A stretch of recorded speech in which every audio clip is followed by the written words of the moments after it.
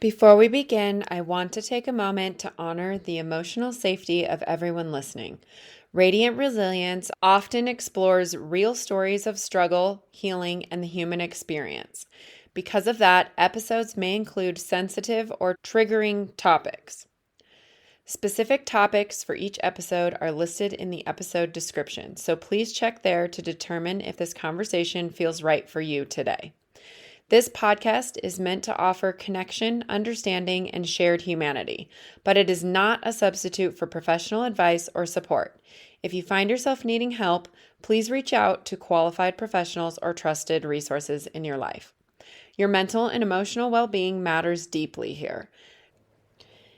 Thank you for your courage, your openness, and for joining me in this space of compassion and resilience.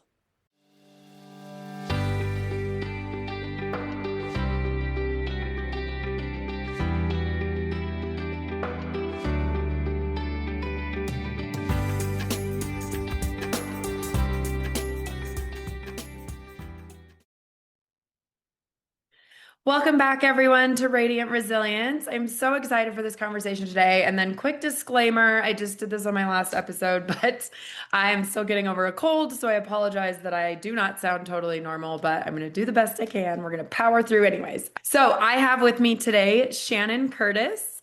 She is the founder of Angel Goddess Healing, a sanctuary dedicated to those looking for healing, transformation, and personal growth. As an intuitive coach, Shannon specializes in guiding individuals on their journey to overcome trauma, break free from addictions, and deepen their spiritual connection with their higher selves. She is also the author of No More Monsters Under the Bed, Shining Your Light on the Dark, a transformative tale that helps heal the inner child in us all. Welcome, Shannon. How are you today? I'm great. Thank you so much for having me on this beautiful day. Yes, thank you so much for being here. I'm really excited to have these conversations and learn about your journey and how you can help my listeners and everything. So, I'm going to let you start wherever you want to start in your story. There's a lot, as we talked about. I'm going to let you go ahead and start wherever you want to start, and then we'll get going. Okay, perfect. So I'm Shannon Curtis. Like you said, I'm the founder of Angel Goddess Healing. I'm located here in Texas, where I was born and raised. Traveled, lived in Florida a little bit, lived in New Mexico. I like to say I'm a free spirit, but this is where my roots are. This is where my home is, where my family is, raising a 16-year-old daughter. Been through a divorce. After 15 years, I've struggled with addiction. And that's really where my life transformed was once I stepped into my sobriety. And when I say sobriety, mental sobriety, of the clarity Mm. of who I am. It wasn't about the pain pills. About 8 years ago, almost 9 years ago to this day, I stepped into a treatment center in Mexico, New Mexico. And I loved it and it forever changed my life. But what it was, I realized it was never about the pain pills. It was about what I was numbing was what I was Mm. numbing. And so I turned that now into my life's work, where now I'm an intuitive coach. And I say intuitive because I'm also a medium. As I've done all my healing work, my spiritual stuff just kept opening up and kept opening up. So that's been something beautiful that I've been learning. And then I'm an intuitive coach, but I also work with plant medicine, helping people with psychedelics and understanding the power of them, but also having reverence for them. And so that's something I'm really passionate about. And then write children's books. It's the inner child for us all. And I found that's where most of the work is done, is in the inner child, is for all of us. Even as we grow up as adults, we always can go back to that place of that inner child wound. And so that's where I really started flourishing, was doing my own inner child work and understanding where my addiction came from. And I had Mm. many miscarriages and Mm. infertility and struggled with that. And I literally have a beautiful miracle baby, as we call it.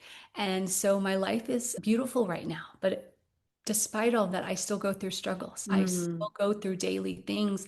And so, my biggest message for the listeners today is just to share some of my stories, some of my tools that help me get through my most hard times in my life. And so, they don't always work for everybody, but this is what I say, this is what I believe in, and this is what got me through mine. And so, I teach a forgiveness method, and it's a 7 steps of how to forgive others. But what I found is, and I really want to talk about today, is how we forgive ourselves, how I was Mm. able to release the shame of being in addiction for 7, 8 years of my daughter's life and realizing that it had nothing to do with me being a mother. It was literally me not able to really deal with those wounds from the childhood of being sexually molested when I was 4. And Mm, so once I really went back to that 4-year old self with the help of plant medicine, that's where I was able to forgive my perpetrator and forgive myself for not telling that it happened, mm, to really step into this new light of being my most authentic self. And I would love mm, to just pass that message on to the viewers today that it's possible to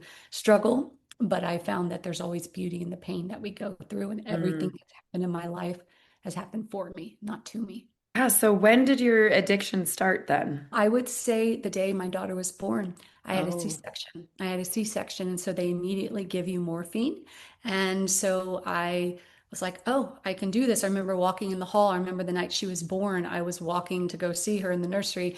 And it was that thing of it gave me, in a weird way, pain medicine gave me energy. So a lot of people, it's like 1 out of 10, I react differently. And it gave me energy and it made me feel good. And so I started attaching to that. I started attaching. So when I found myself home and my husband at the time started working out of town the same week she was born, I'm a new mom by myself in pain. And I was emotionally in pain too from all the miscarriages and all from the infertility. I had endometriosis, had 2 surgeries for that. I've had a hysterectomy since then, been through menopause Oh at man. 35.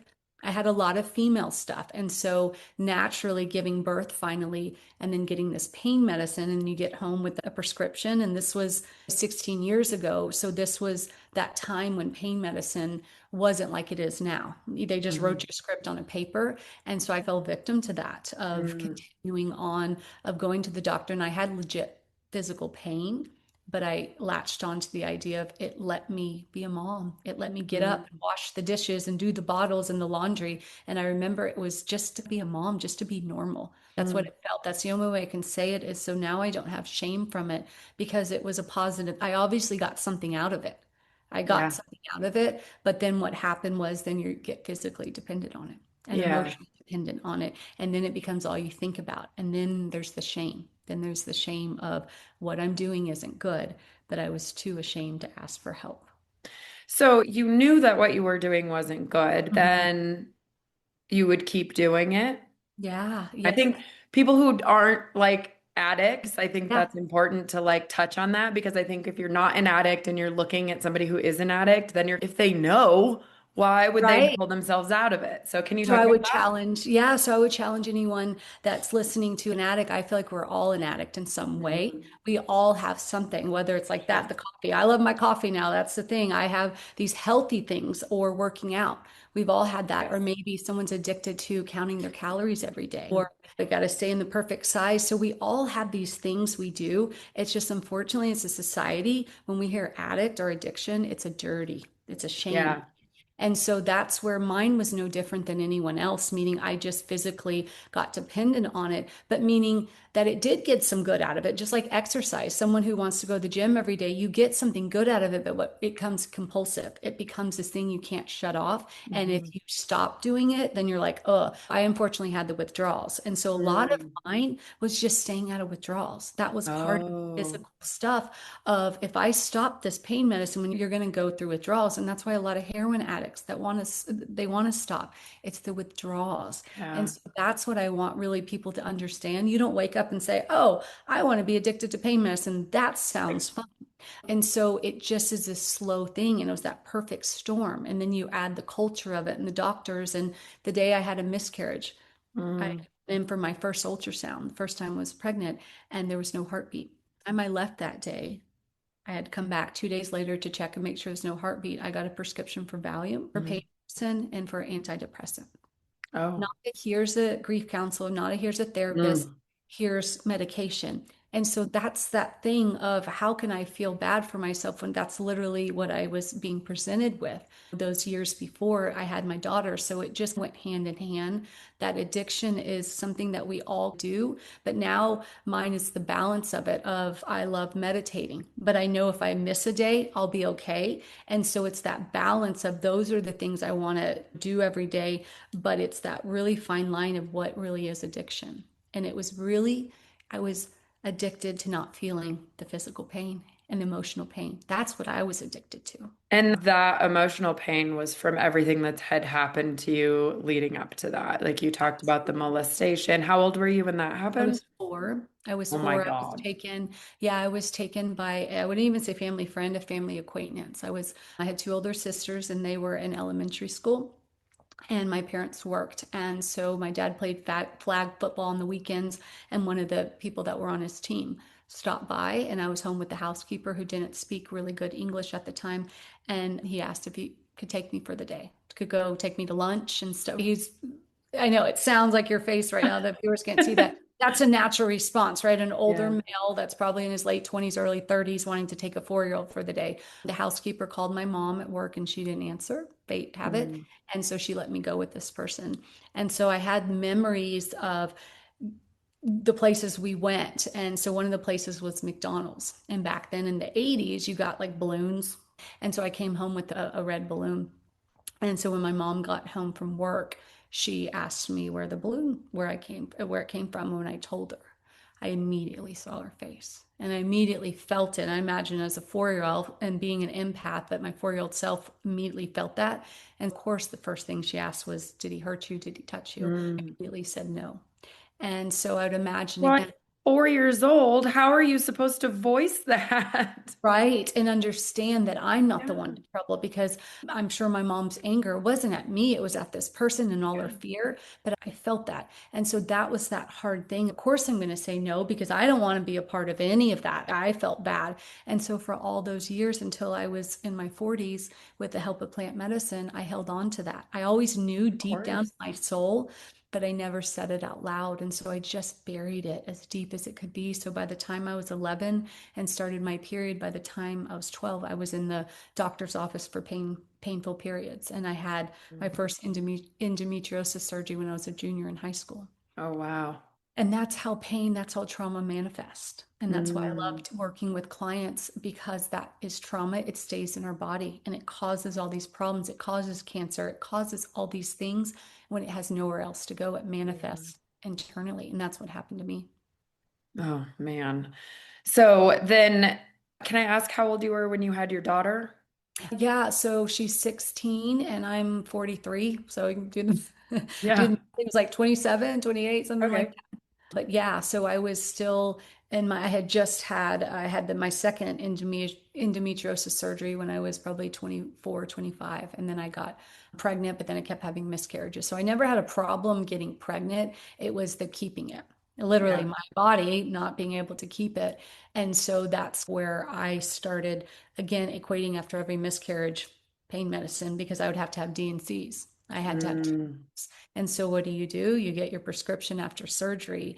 And those are those things, again, as society was telling me, this is how you get out of it, not And to the go. doctors too, just handing you antidepressants. I know that was, you said 16 years ago, but even now, because I just went through, it's been 2 years since my last embryo transfer, and there is zero compassion. There might be some infertility doctors and stuff out there that have the compassion, but there is very little and very little emotional help in the medical world, I think. And it's just here you go, go take antidepressants and then you'll be better. And there's a lot of people that don't want to do that either. And yeah, a little disclosure, they didn't work. Oh. I was on antidepressants after I got out of treatment for 7, 8 years, and they didn't. Mhm. That's what a lot of clients I work with that are on antidepressants, I'm like, are they working? Nope. So that's what happens is I'm supposed to be depressed in that. I am supposed to grieve in that. So when I immediately Right. got a pill, that is literally numbing me from the pain. And so what happens is we get scared to feel that pain because it's Mhm. so deep. We're scared that we're never going to get out of it. And so that's really what I try to help my clients with is hold space for them, but to give them the tools to know they can get out of that. They can get out of those lows, but antidepressants, they keep us in the middle. They don't Mm. keep us from the lows, but they also keep us from the highs. And so a lot Yeah. of times you get numb, you get like just a zombie-like thing. And that's what happens is I want to feel the highs, but I also want to feel the lows because that's discernment. That's what helps me remember the good times because then I can base it off the bad. And so that's a lot of my work is every bad thing, quote unquote, that's happened to me, it's happened for me. It has not Mm. happened to me. And that is such a powerful thing when you find the power in every bad thing you're going through in your life, everything you can find the good in it. That's power.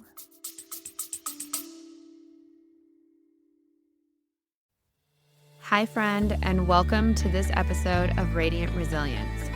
We are always looking for new guests on the podcast. I want to highlight you if you have a story of resilience that inspires others.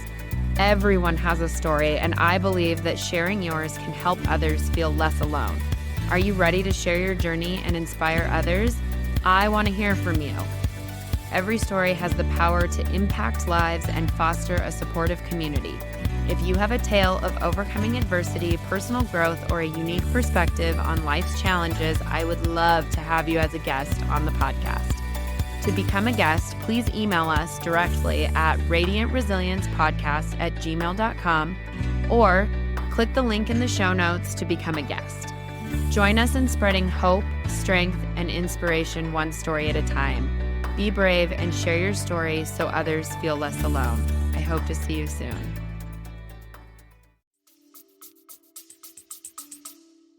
Yeah.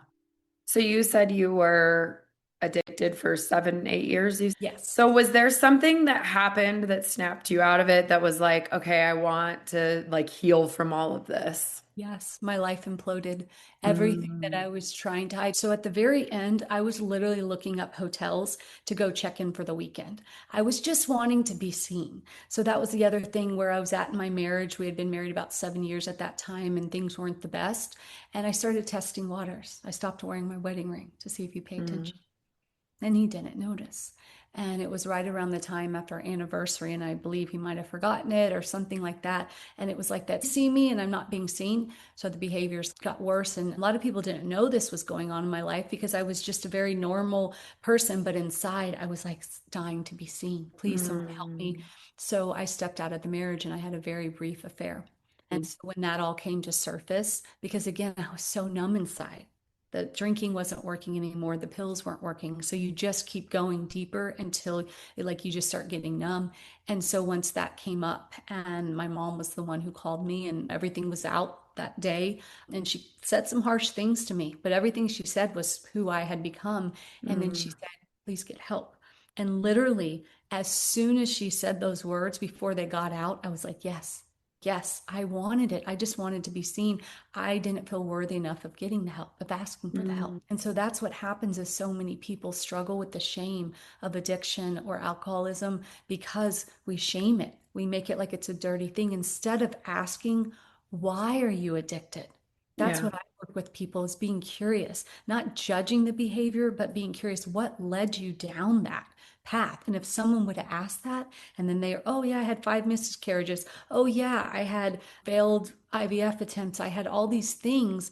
Maybe they could have a little bit more, but it was that thing of just shaming it. And so why would I want to say anything? Why would I want to ask for help? And that's what I want people to understand is why would we when we're taught being shamed like it's a dirty thing? And so Because once is it because then you're admitting everything and you're admitting that you're doing something wrong, or is it why? That's a great question for me. No, for me was because I had gone through it in those 7 years. There was a 3 month stint that I did it on my own. Mm, And when I did tell my family, it was not received with love. It was received with shame and dirty and bad and that like addiction thing that you think of. And so when I found myself, I had gotten sick again. And so I was thinking, I can handle this. I'm 3 months clean. And then you found it. That's really why I was like, I can't tell everyone again. So I was looking to go to a hotel, check myself into a hotel for the weekend, say I'm going to go visit a friend and go withdraw alone mm, because I didn't feel like, and I almost probably felt like that's what I deserved. Because if anyone knows what withdrawals feel like, they will understand why you don't want to. It is the most painful physical thing I've ever experienced in my life. And it's 24/7. There's no mm. relief from it because you can't take a drink. You can't take it, is getting it out of your body. And so I never wanted to go through that again. It was the worst when I did that. But fortunately, it's a God thing. When I went to treatment, I got on the plane the very next day and I never had a withdrawal. I never Mm. did. And I didn't want to. I wanted to go straight into the classes. I wanted to do that. I didn't want to be sick in the room for a week, throwing up and the fever and the chills. And it's the worst flu, COVID you can think of. And so I didn't want that. I wanted to be there. And it was a God thing that I stopped everything when I checked in and I never experienced anything. And so that helped me just dive in. It was a 45-day intensive, and they did a lot of inner child work and a Mm. lot of, I got to do a grief week, and then they do family week. And so it's a lot of the inner child of I really got to heal the wounds that I Mm. had not been dealing with. But we did try to figure out 4-year-old self. I had a somatic therapist and Yeah. walked through it. I couldn't have the memories attached. And so I remember him saying, it's okay. But I just remember him saying, that's not normal for an older male to want to take a 4-year-old. So in that moment, I knew I was feeling the shame of this person. So Mm. that's when I started working on that. And it was about 7 years later that I put it all together with my journey of plant medicine, of actually remembering and seeing exactly what happened to me. So it was your mom then saying, please get help. That was Yeah. the end catalyst. Of course, all the other imploding stuff, but Yes. so Yes. you went and did your 45 days, and then what happened after that when you came out of that? Yeah, so when I was there, and I need to back up because I went to this beautiful place called the Meadows. And early, I don't know why I said New Mexico, my brain, I was thinking about that, but it's in Arizona and they have a couple all over, but it is a wonderful place, wonderful. And they do a lot of great healing with people in the inner child. And so I started doing that. And then when I was there, I never really struggled with alcohol. That wasn't my drug of choice, but I definitely would abuse it or the culture of it. And so I stopped drinking there and I started going to AA at night. You had to pick which one. I didn't resonate with NA as much. I just really didn't. And so something told me to start going to AA. And so I do that every night. So when I left there, I made the decision to do 90 and 90. And so I went to 90 meetings in 90 days. And Oh, so the day I wow. went home from treatment after 45 days, I got myself in that car and I remember it being dark and it was at a church and I made myself. That's what started the shift, was saying I'm worth it. And those were really hard days. Some days that's all I did was literally, and it was before COVID, so there was no Zoom meetings, you had to go. Yeah. And some days that's all I did was just get out of bed, just get out of the house, get my daughter to school and go to a meeting. And after those 90 days, my whole life shifted because Mm. it was saying I'm important enough to do this. And I learned, I did step work, I did everything the program like that I needed. And so that really changed my life and put me in this trajectory of understanding I can be sober. I don't have Mm. to drink.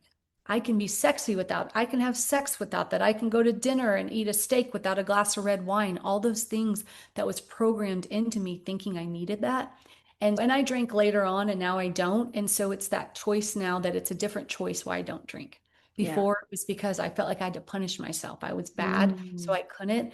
I don't drink now because I don't like the way it makes me feel. And being Mm. a medium and working with spirit and giving messages, if I drink, it lowers me and I don't feel it as strong. I don't feel the Yeah. connection to God as much. And Because so it's for me, numbing. yeah, so alcohol literally just dropped away.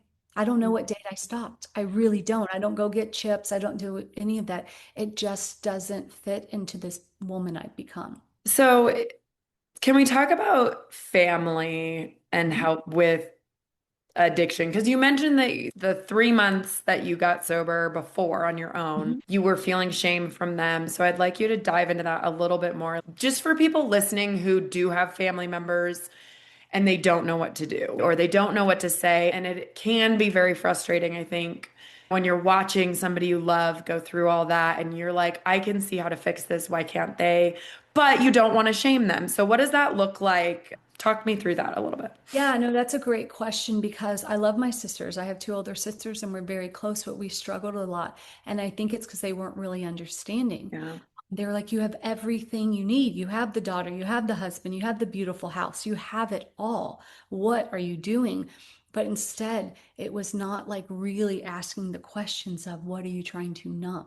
And Okay. that's what happens is this compassion, but you do need firm boundaries as well, because I can't imagine being on the other end of it of someone. I'm not saying to like the behavior's okay. It's more just to be curious why, to understand it. And a lot of times, again, it goes through childhood wounds. They're trying to numb something. So maybe helping people just be curious about it. That's why AA does Al Anon. It's a great program Mhm. those people because it's not all about them. We're not all the problem. A lot of times it's our environment too. And Mm, so what I try to do is where you can hold yourself accountable, right? So if someone's struggling, your family member is struggling, you can have firm and fair boundaries, but also realize there's a lot of rescuing and there's a lot of stuff mhm. that keeps addicts in their addiction. That's Yeah. what happens is sometimes parents, they don't want to do the hard thing, so they just put a band-aid on it, or a child. And so those are those real strong questions of how can I best help them? And sometimes it's just being kind and compassion.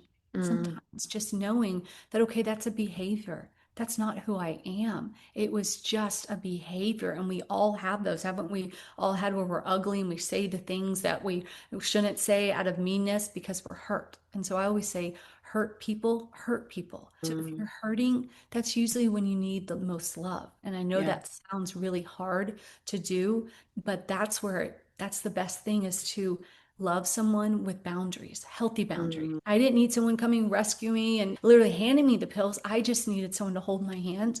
Literally, I was alone. I was alone when I went through I was at least a week, 10 days. I was so weak, I couldn't even walk at the store. I remember just the compassion of, can I bring you food over? Can I do whatever? I didn't get any of that. And so it was more the compassion of what I was going through instead of you deserve it. And that's what I felt like. You mm, deserve feeling all this pain that you're feeling and shame. mm, And I was literally alone all day in my bed, and I get my daughter to preschool, whatever it was. And I would have loved to have someone hold my hand or pull my mm, hair back when I was throwing up or draw me a warm bath. That's what I mm. would have loved, is someone just to say, you're not this. You're more than what you're going through right now. Yeah. That's so that, I mean, that, do you think you would have listened to that in the throes of it though? I would have, because all You I would. wanted was to be seen. For me, Mm, for yeah. me, all I wanted was to be seen. That's all mine was about, was does anyone see me? But that's my family dynamic of being the Yeah. young one, the quiet one. It goes back to my wound, right? The 4-year-old self of I really wanted to be seen that I was molested. I was too Mm, scared to say it. So you see how those tie together. It's that thing, and my mom and I've talked about that before of I said no, nothing happened. But maybe getting help on how did it feel then just to be taken by another man and be spending the day with someone that's not your daughter, your dad. Maybe that was scary. Maybe that was this. And so it's more just being aware, but asking the questions like outside of the box. Because even if I wasn't molested that day, I would imagine I probably had some moments when this man comes up and the housekeeper's like, you have to go with him. I was probably scared. yeah. Yeah. Sure. And so it's just talking about that. And I think with our kids being curious, ask them the questions, not just how was your day, but how are they feeling after their day? Yeah. Sometimes we forget to tie the feelings in. And I think the feelings are just as important, if not more, than the behavior. So when our kids are acting up, punishing can only do so much. Mm, Be curious enough to figure out why they're acting up. I mm, guarantee you they're acting up for a reason. yeah. And usually acting out to be like, can you see me? Can you Mm, see me? And if you don't see me, and so what I find is we do it either internally, like me. These mm, are the quiet ones. You have to watch the kids that are quiet because they internally hurt themselves, whether they shame themselves and they're the addicts, the alcoholics, and then you have the people that act out. And then they mm. pass on the pain, and then they become the next perpetrator. And so that's what I found in people that have been physically or sexually abused. They either do one or the other. They take it all themselves, or they act out and they just spew it out on other people. And then they become the next perpetrator. And that's That that. is such an interesting thing to me. I watched that documentary on Nickelodeon, that guy on Nickelodeon. Did you watch that one? A little bit, like I said, I'm very well aware in the sense of the clients I work with too. It's very Yeah. two different things that's why I want to start talking about the sexual molestation as a country, as a culture, because we have to understand it. Because I would imagine if a perpetrator molests 5 children, I guarantee you one of those is going to be the next perpetrator. Yeah, and they talked about that because that kid from Drake and Josh or whatever that show, he admitted on that show that he did that then. And he knew like how Mhm. traumatizing and horrible it was for him, but then he ended up doing it to others. And that is just, I have been fortunate that's never happened to me. So then I'm sitting here like, how could you do that when you know what that's how that Right? happened to you and whatever. But I think that's how cycles go in family too, right?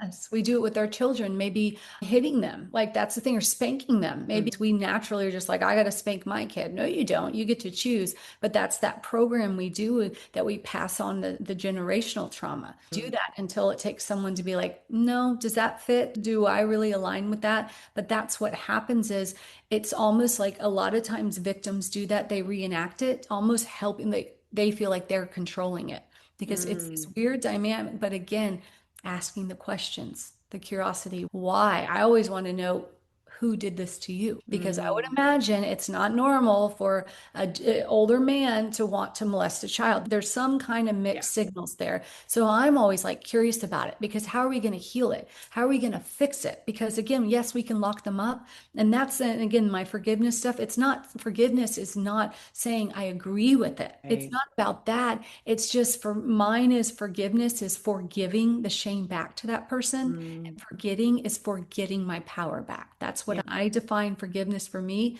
I literally gave him all the shame, all the stuff he was trying to put on me. I'm like, that is yours. And I gave it back. Mm. And then the forgetting about it was for me getting my power back, forgetting the power back. And so that's really where I turned it. And it's for me what happened to me because now I can help other people because I can understand it. I Yeah. know why you don't tell, why so many kids don't tell. And Mm. it goes in my book, No More Monsters Under the Bed, Shining Light on the Dark, is because of that. We don't talk about it. It's not a fun topic. I get it. Yeah. I don't like talking, but at the same time, how else are we going to figure this out? And how else are we going to protect our kids if we don't start talking about understanding why they do what they do? Yeah. Because there's always signs and symptoms. There's Yeah. always have to be willing to look at them. Yeah. And I think that's true. We're all a product of the things that have happened to us. And so it doesn't just go away. All of that stuff has made us into who we are, bad or good. And yeah, everybody functions the way that they do because of everything they've gone through up until that point. Of course, trauma, good things, bad, like all of it, it all makes an effect on us.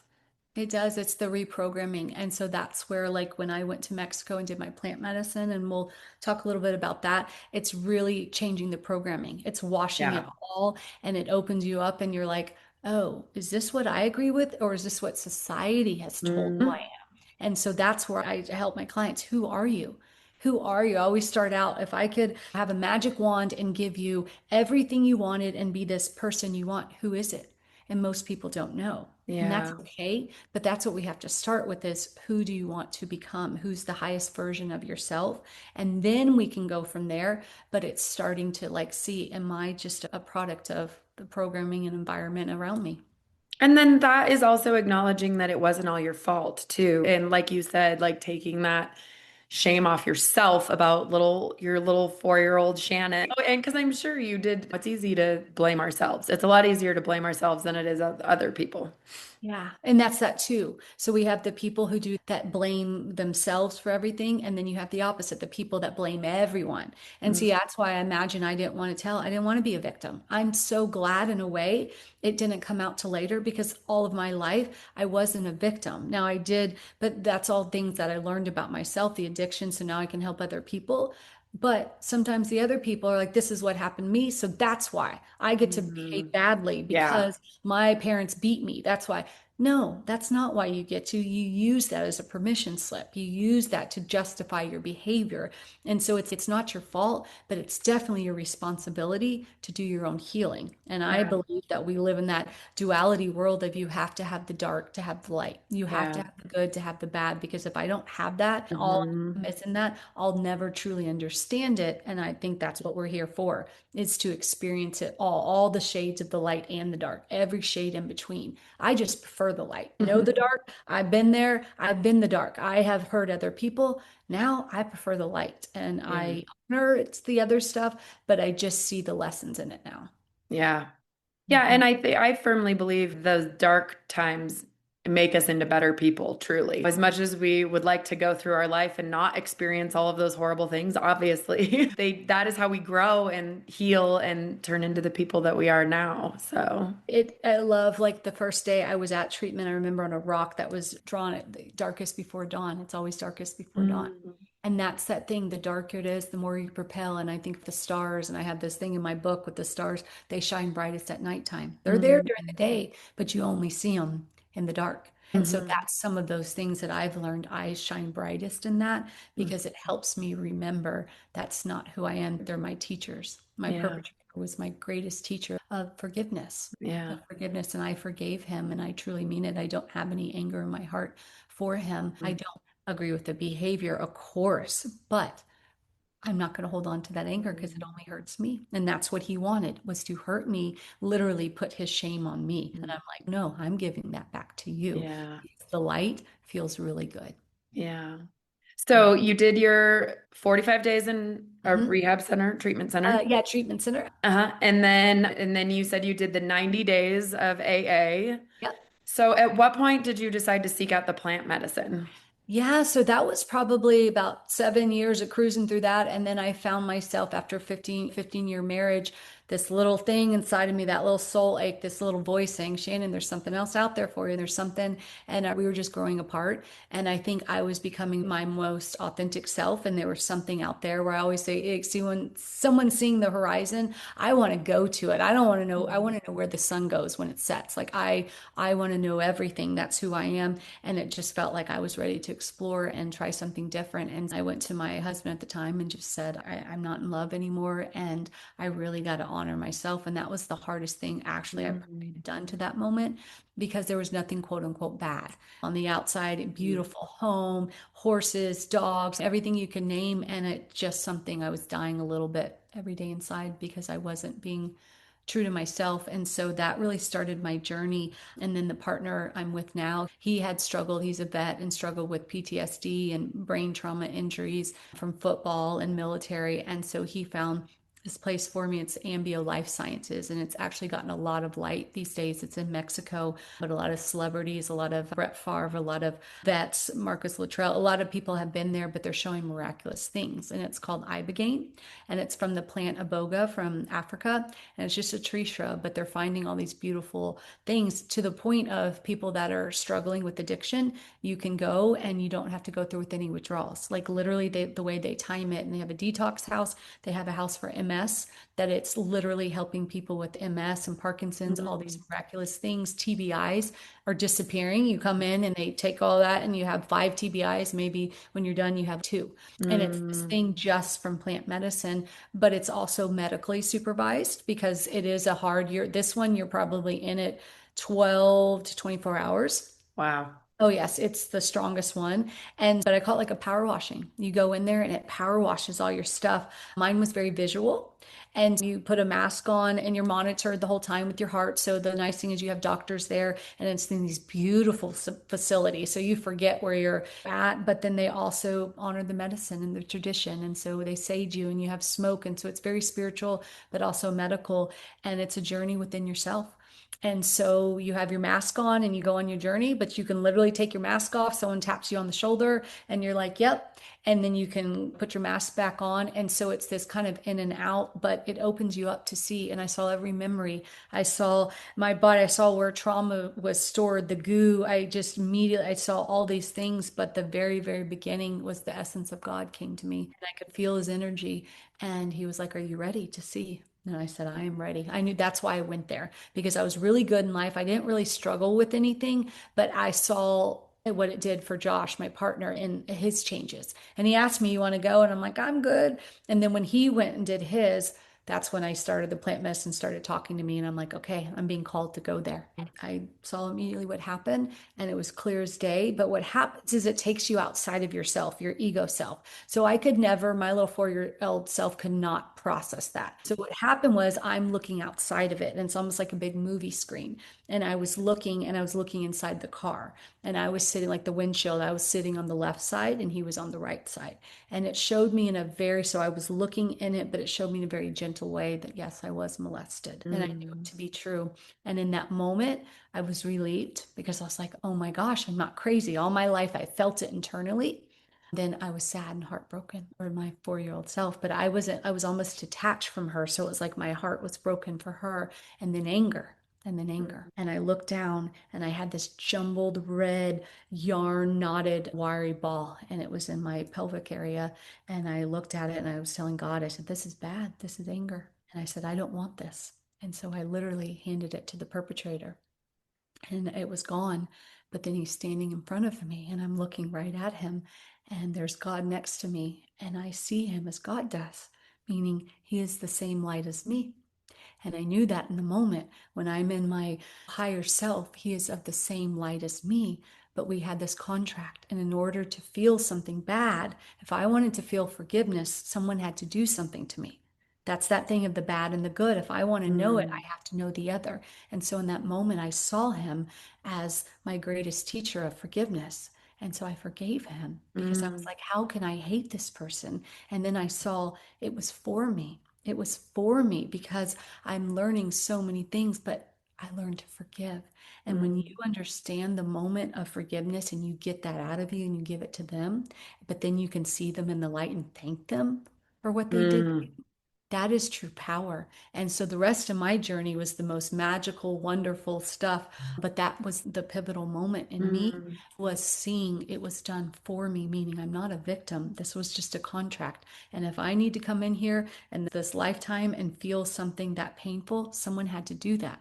But I got on the flip side of it. Now I have forgiven everyone in my life that's ever hurt me. And there's mm, some that feel unforgivable. I have learned how to do that mm, because forgiveness is the most selfish thing I can do for myself because mm, it feels amazing when you give all that pain and anger back and you get your power back and say, no matter what you do, no matter what you do to me, I know who I am and I'll never forget that. Child of God, and I am a child of the light. And no matter darkness that consume me, just like in the stars, I will still shine. That's that power of saying thank you for being the dark so I can see how bright I am.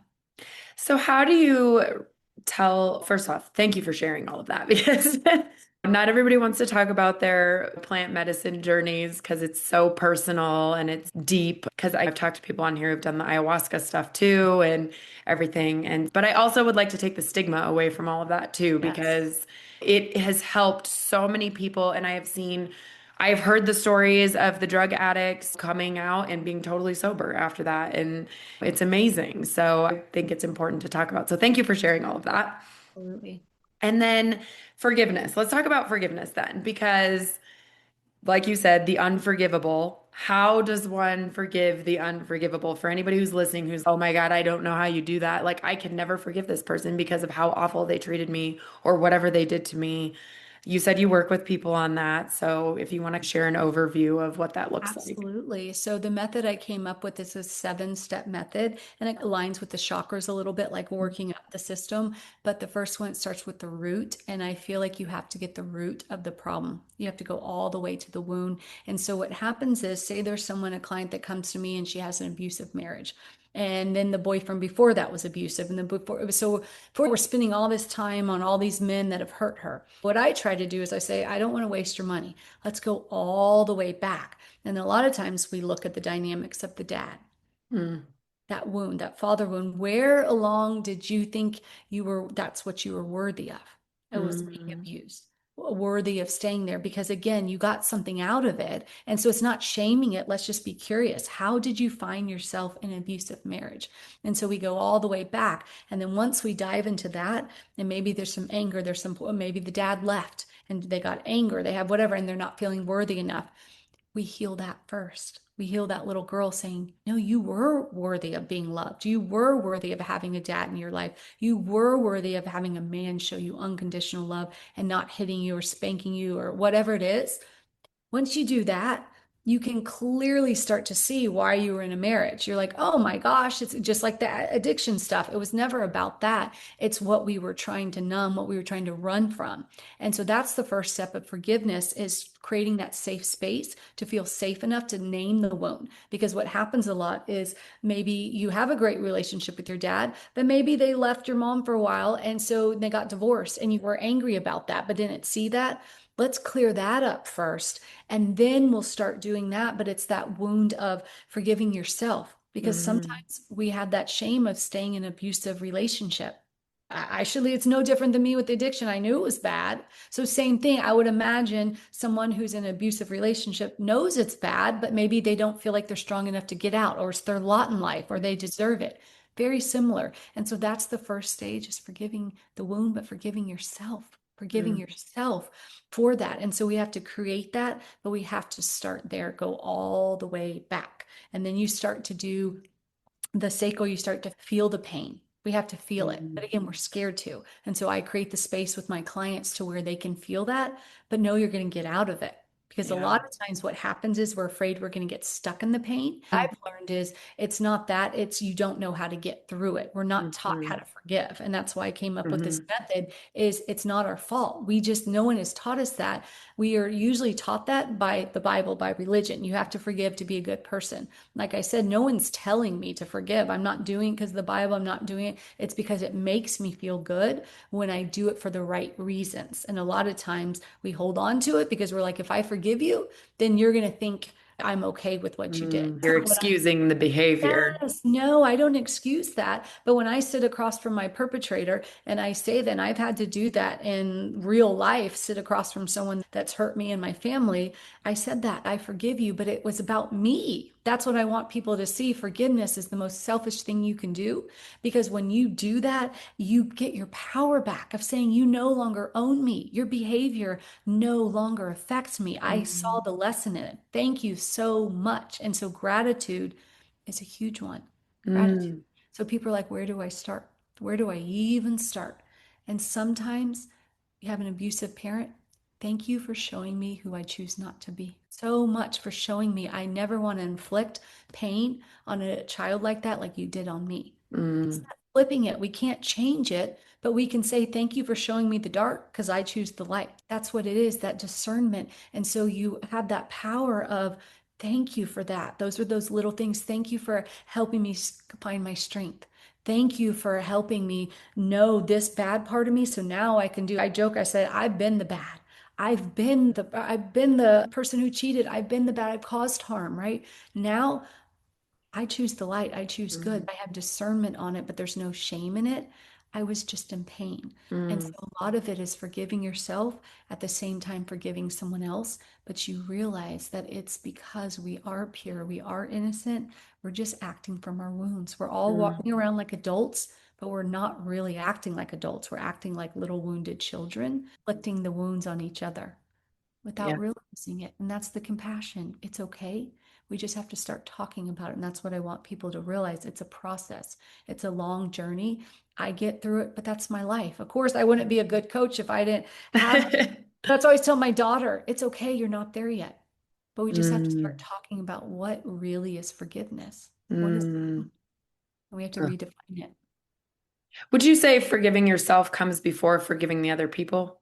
Absolutely, Yeah. because if I don't have unconditional love for myself, how am I ever going to have it for another human? And so I would Mm, say that we ask for forgiveness all the time. I messed up, please. Oh, don't do this. Don't punish me. But how often do we want to give that out? It's like unconditional love. How often do we want, love me for all of me? But how often do we give it out? yeah. Yeah. You It's true. It's ask. easier to give out than it is to give to yourself. It's really Yes. hard. Yes, and then we get resentful when we don't get it back because you're like, I did this, you're supposed to love me. No, Mm, no one owes me anything. All I do is I am the love. I am everything I seek is in within me.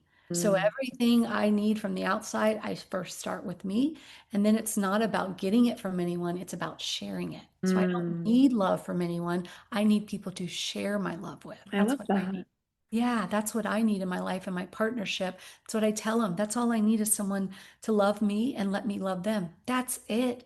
I don't Mm, need to be married again. I don't need all these false sense of security. If we do, we'll choose that. But it's also that thing of no expectations. That's mm, unconditional love. Can you love someone so much that you're willing to set them free? That's mm. unconditional love. Yeah. Oh, that was deep. That's what we do. And there's times that it takes us to these hard topics, but that's what it is. Both of us know we are together because we love each other unconditionally. So if I said this wasn't working anymore, he would set me free and vice versa. Mm, Because when you really love someone, you want the best. You want the yeah. best from them, and there's no attachments. And so Mm, that's what I've learned. Unconditional love, forgiveness is no attachments to the outcome. I'm not forgiving you so you say you're sorry or you did anything bad. I'm forgiving you, literally forgiving my pain and my shame Mm. back to you, and I'm taking my power. Mm. Oh, you've grown so much. I think it's so amazing after everything you've gone through, and it's crazy. Let's talk about we've talked a little bit throughout Mhm. the interview of like how you work with others, but what does that look like if somebody wants to reach out to you and do you do group stuff? Is it one-on-one? Is it like, how does that look? Yeah, so I do a little bit of everything. I love Zoom calls. I do personal clients, like I said, the intuitive coaching. So a little gist on that is the coaching would be like, say you're a client of mine. I don't necessarily sometimes know what I'm feeling or ask what I'm feeling, but sometimes just I call in, I meditate before. My intention is to help my client with the best for their highest good. And so I take my ego and I move it aside. This isn't about Mm. Shannon. This isn't about what I think you should do. This is literally whatever is the best for you. And so sometimes I'll ask questions or I'll be like, oh, how's your sleep? And you're like, funny. I was working with a client the other day and then we went into this whole sleep thing. That was a problem. I don't know why. I don't, whoever told me spiritually, it's just I knew that was a thing. And so that's what I love is the intuitive coaching. And then I do the straight mediumship for people that are wanting to connect to a loved one that has passed over. I do those messages and then retreats. Mm. So I do that. I have a all women's one coming up in January here in Texas. And then in the summer, we're going to do in Montana. We have 30 acres in Montana Oh, that we're wow. going to retreats out there. And it's going to be some of that same thing, the forgiveness stuff, the 7 steps, but walking it through where I also do singing bowls and the Reiki Mm. and equine therapy, like the mind, body, soul, basically. I Yeah. think it's so much teaching people how to meditate. I listen to music when I meditate. It doesn't Mm. have to be the super quiet thing, finding out what works for you. So I do that. And those are the three things with people. So I can couples, love couples. They can come privately, they can be with groups. It's whatever people have an open-ended of how best I serve the client. That's what I always ask. How best can I serve you? It's not about me. So I tell my Mm. clients, love you. But if you say, I don't want you, Shannon, I don't want to work with you anymore, my life's can continue on and it's great. And so I always say that I do this to give back. I don't need anything Mm. out of it. I don't need validation. I don't do it because I'm not healed and now I help people because a lot of people in this spiritual space, people will find in plant medicine, which is very important, your facilitator. Who are you working with? Who are you doing? Because a lot of times people try to help other people to help themselves. Mm. My life, I've already got my life really good. Now I want to go help other people. I feel it's Yeah. very important to keep myself aligned and I do all my inner work. I do ego work. That's why I meditate every day to make sure I'm staying the best person I can be. So ultimately I can help other people, but it's not coming from an ego space. It's coming from a Yeah. spiritual space, a heart space. Get out of Mm. your head. That's why I help people with get out of your head. We live in our head all day long. Let's move into our hearts and let's feel. So I really want to teach people how to move through the painful things and Mm. be in the pain because that's what I found. Everything happens for us and it's so beautiful if you're just willing to look at what you learned from it. That's a really hard thing to look at when you're in the midst of it, though. I will say that, like, from my Yeah. own personal experience, I'm like, no, there is no good that is going to come from this. And that's why you need an outsider. That's why we try to Yeah. do everything on our own. And that's where I come in as a gentle person. It's like the flashlight. I come in and it's like looking at a house and it's all dark. It's your internal house. I'm just there with the flashlight. And I'm like, do you want to look at that? Do you want to look at that? Mm. In a gentle way. And again, I help my clients. It's a curiosity way. I don't want to bring up all this stuff to shame you. I Mm. want to bring it up so you can realize that's why I acted that way. And then once you Mm. figure that out, guess what? You're going to let go of the shame. Yeah. That's why I married that person. That's why I did that because I wasn't Mm. feeling loved. How can I get mad at myself when I was never shown love as a child? That's the other thing is go back to childhood. We're not usually modeled the most healthiest dynamics. So then we grow up as adults and then we feel bad that maybe we do the same thing. And so I just teach people to re-love, reparent the inner child. Be the parent Mm. that you needed with still loving your parents. They did the best they could, Yes. but maybe they could have done better if they were fully healed. Yeah. And that's how you stop the generational trauma is by doing that. And some of those older generations too, like I feel like helping ourselves and doing all of this like actual work and therapy and stuff like that is newer. So like our parents and grandparents, it was shamed if you were going to therapy. Absolutely. That isn't because you're supposed to do it on your own. And it's that generation of that. And it's very masculine. So I'm very into bringing the feminine back and the healed feminine. There's a lot of wounded masculine where it's like you grunt it, you suffer, you Mm, suffer. And yeah. we're taught that. So you have to suffer. And so I work a lot, like I said, with the religion and Jesus and stuff. And I'm like, he suffered for me, so I don't have to. That's what I Mm, remember. Wait a minute. He suffered, so I don't have to. So guess what? I don't have to suffer. And mm, that's that generational thing of no, you don't have to. When I did AA and when I did all the group stuff, everything, when I went to treatment, everything was done in a group. And that's why mm, I'm big on retreats doing it in a group. You know why? Because every time you say it in front of another human being, you remove the shame.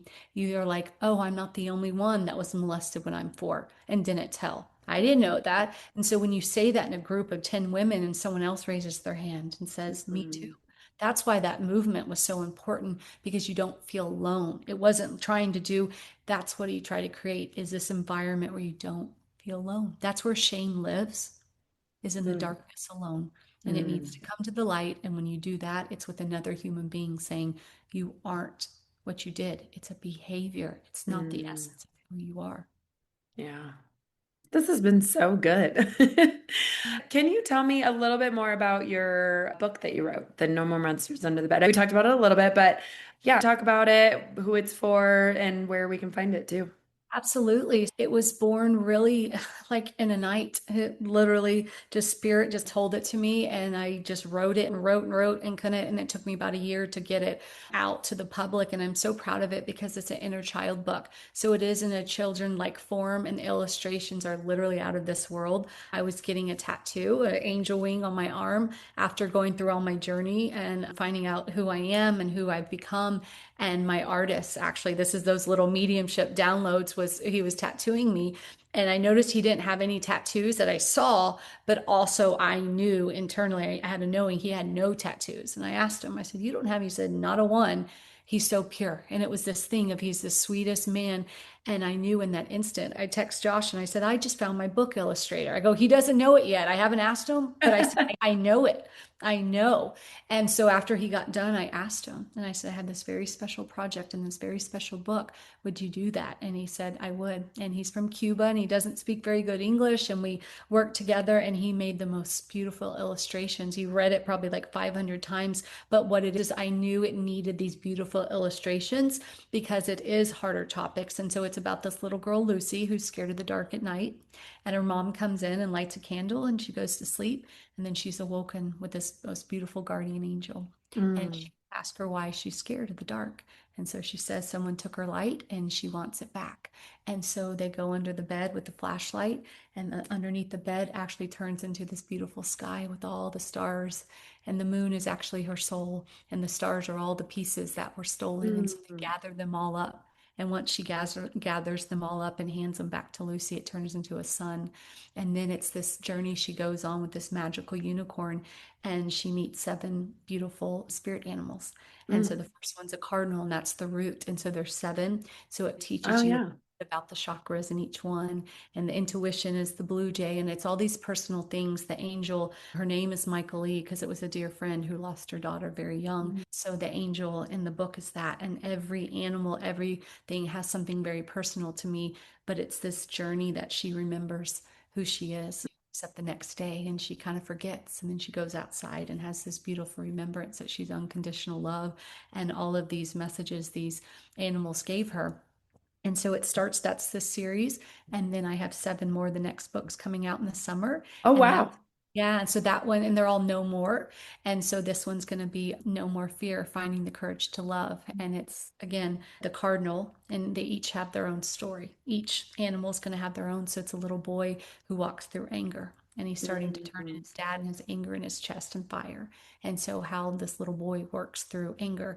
The next one's bullying. There's going to be one about divorce. And so it's these things that these hard topics that we have to expect our children on, but it's in a very loving way that they can understand it. But then it's also for the reader. It's for the mhm, of the inner child of going back to that place of maybe being scared in the room, whether it was molestation, maybe it was someone broke into your home, maybe it was hearing your parents shout, whatever your monster is. We all have something we're scared of. Just being willing to look at it and mm. see.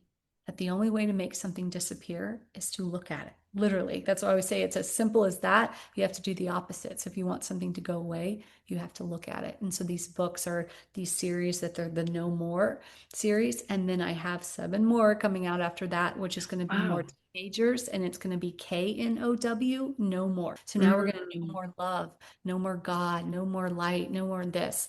And so it's this beautiful path that's just taking me on, and I'm trusting the books come out as they come out. And I have my illustrator.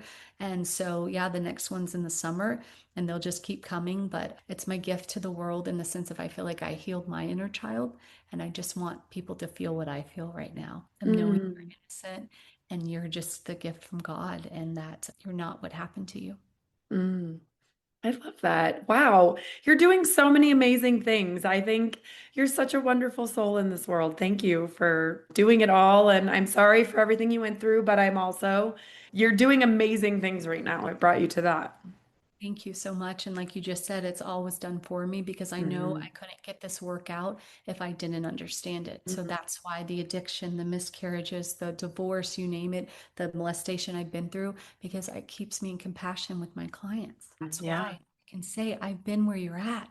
And just because I look this way or I'm talking this way, I've been in the pain. I Mm. remember the pain, but I just turned my pain into purpose. So now I want to help other people turning their pain into their purpose. I love that. Thank you so much. I'm going to wrap us up here. So, do you have any parting words for my listeners?